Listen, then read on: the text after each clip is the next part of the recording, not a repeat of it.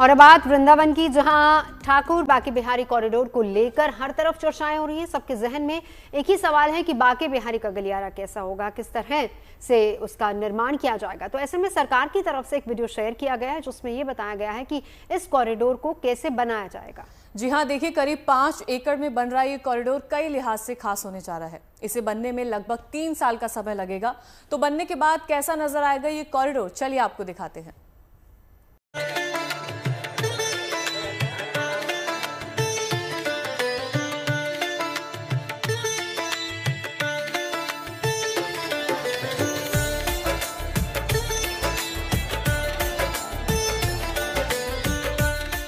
Kashi Vishwanath corridor और उज्जैन स्थित महाकाल लोक कॉरिडोर की शानदार कामयाबी के बाद अब कान्हा की लीला भूमि वृंदावन का कलेवर भी बदलने वाला है।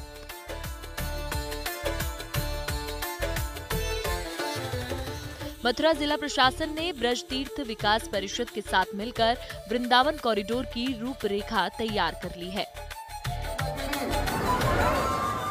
दरअसल वृंदावन में पिछले कुछ सालों में श्रद्धालु की तादाद में बेतहाशा बढ़ोतरी हुई है। वृंदावन में सामान्य दिनों में रोजाना करीब 30 से 60 हजार श्रद्धालु पहुंचते हैं, जबकि त्योहार के मौके पर श्रद्धालुओं की संख्या बढ़कर 3 लाख तक पहुंच जाती है।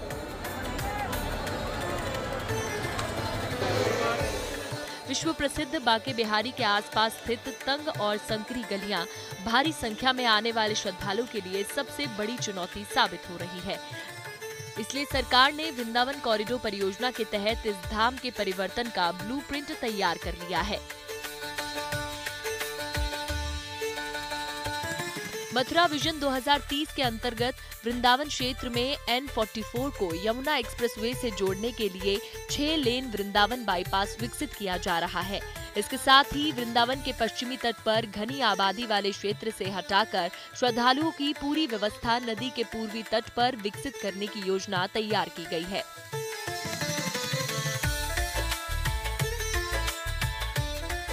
इसके तहत यमुना के पूर्वी तट पर 30,000 तीर्थयात्रियों की क्षमता वाले नए तीर्थयात्री सुविधा केंद्र को विकसित किया जाएगा।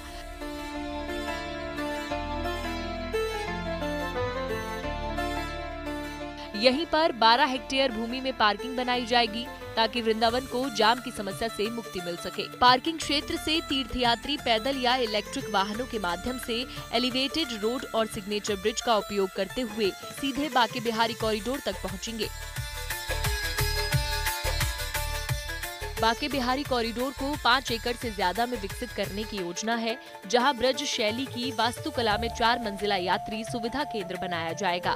इसमें प्रतीक्षा केंद्र, दुकानों और फूड कोर्ट को व्यवस्थित तरीके से विकसित करने की योजना है।